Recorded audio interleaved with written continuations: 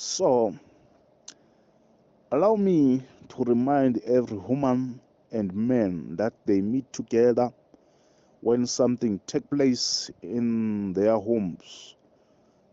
Please do not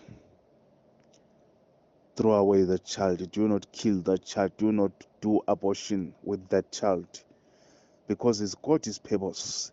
He said, before I formed you, I knew you in the womb. Before you were born, I set you apart. Let's just read on Jeremiah chapter 1 from verse 4 until where the Spirit of God leads us. The word of the Lord came to me, say, before I formed you in the womb, I knew you. Before you were born, I set you apart. Othi ngingakakuzali ungakazalwa ngakwazi usasesiswini sikama wakho, ungakazalwa ngakwehlukanisa, and I appointed you as a prophet to the nation.